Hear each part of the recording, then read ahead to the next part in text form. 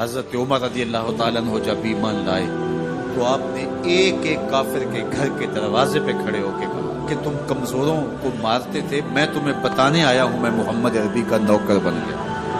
بلکہ آپ نے اعلان کیا جس نے اپنی بیوی کو بیوہ اور بچوں کو یتیم کروانا ہو اور اپنے ماں باپ کی کمر کو جھکانا ہو وہ عمر کے مقابلے میں۔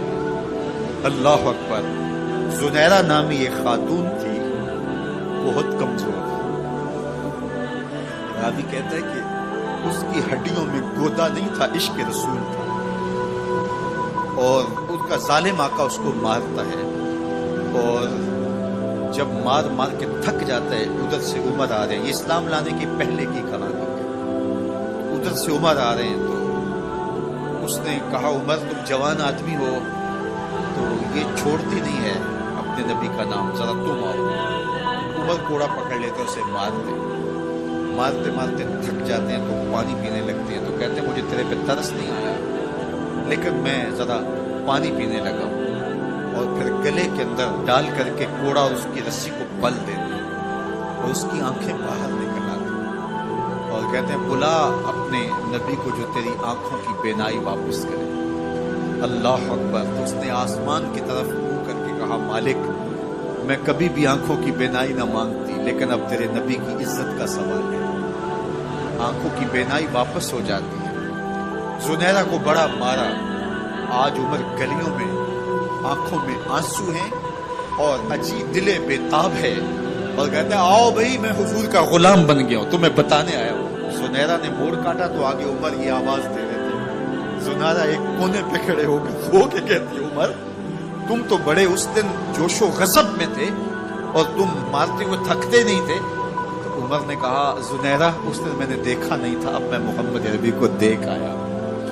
جنہ ویکھیا نہیں ہو کرن گلاں، جنہ ویکھیا نہیں ہو کرن گلاں، جنہ ویکھیا ہو تے بول دے، جڑے محرم راز حقیقت دے اور راز حقیقت کھول دے۔ تو حضرت عمر رضی اللہ تعالیٰ عنہ ایمان لائے۔ حضرت عبداللہ ابن مسعود رضی اللہ تعالیٰ عنہ فرماتے ہیں کہ حضرت عمر کا ایمان لانا مسلمانوں کے لیے عزت کا سبب تھا، ان کا ہجرت کرنا مسلمانوں کی نصرت تھی اور ان کی خلافت مسلمانوں کے لیے رحمت۔ حضرت عمر رضی اللہ تعالی عنہ وہ ہیں کہ میرے حضور نے فرمایا لوگوں جب نیک لوگوں کا ذکر کرو تو میرے عمر کا تذکرہ ضرور کیا کرو۔ میرا عمر وہ ہے کہ جب وہ ایک سمت سے آ رہا ہو، ایک گلی اور بازار سے آ رہا ہو تو شیطان بھی آ رہا ہو عمر کو دیکھ کے راستہ تبدیل کر دے۔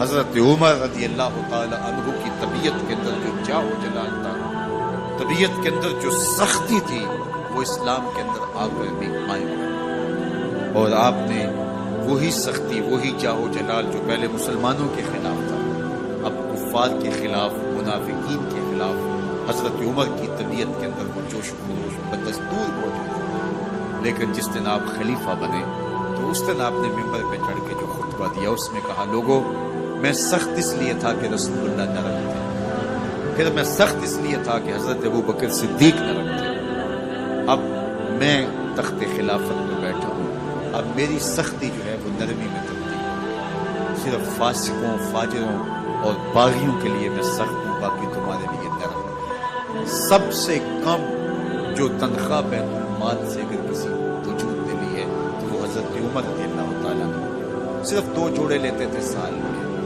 اور راوی کہتا ہے کہ میں نے دیکھا ہے کہ اس میں بھی 17 پیوند لگے ہوتے تھے۔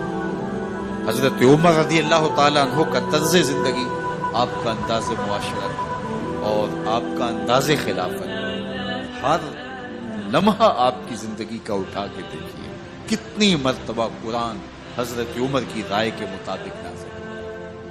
اللہ تعالیٰ جل شانہ نے ان کو صاحب الہام بنایا تھا۔ ہر امت میں کوئی صاحب الہام ہوتا ہے، حضور کی امت کا صاحب الہام حضرت عمر رضی اللہ تعالیٰ، اور آقا کریم نے انہیں اپنا وزیر قرار دیا۔ فرمایا میرے 2 وزیر آسمانوں میں ہیں، 2 وزیر زمینوں میں ہیں، آسمانوں کے وزیر جبرائیل اور میکائیل ہیں اور زمین کے وزیر ابو بکر اور عمر رضی اللہ تعالی عنہما۔ ایک دن حضرت عمر بیٹھ کے رو رہے تھے تو کسی نے کہا حضرت رو کیوں رہے ہیں؟ فرمایا کہ میں اس لیے رو رہا ہوں کہ فلاں پل سے بکریاں گزری ہیں، تو پل کے اندر شکستگی تھی، ٹوٹا ہوا تھا پل درمیان میں، اس میں ایک بکری کی ٹانگ ٹوٹ گئی ہے۔ تو میں ڈرتا ہوں کہ میرا رب یہ نہ پوچھے کہ عمر تو نے پل صحیح تعمیر نہیں کروائے تھے کہ ایک بکری کی ٹانگ کیوں ٹوٹی ہے۔ یہ ہے حضرت عمر رضی اللہ تعالی عنہ۔ اللہ اکبر۔ تو اللہ تعالیٰ جل شانہ نے حضرت سیدنا عمر بن خطاب رضی اللہ تعالیٰ عنہ سے جو کام لیا، مختصر دور خلافت کے اندر 10 سال 6 ماہ 4 دن آپ نے خلافت فرمائی ہے، لیکن کہاں سے چلے اور یہاں مکران تک، بلوچستان کا حصہ ہے، یہاں تک آپ کے سلطنت کی حدود وسیع، ادھر آرمینیا تک جا پہنچے، حمص فتح کیا، قادسیہ، یرموک۔ آپ ذرا دیکھیے کہ کہاں تک آپ کی فوجوں کے گھوڑے دوڑتے رہے، اور اللہ تعالیٰ جل شانہ نے ان کو جو توانائی، عدل و انصاف کی قوت عطا فرمائی۔ اللہ اکبر۔ جب زمین پہ عدل کیا ہو تو زمین بھی حکم مانتی ہے، اور حضرت عمر وہ تھے جن کا حکم ہوائیں بھی مانتی تھی، زمین بھی مانتی تھی، جن کا حکم جو ہے وہ آگ بھی تسلیم کرتی تھی اور دریا بھی ان کا حکم مانا کرتے تھے۔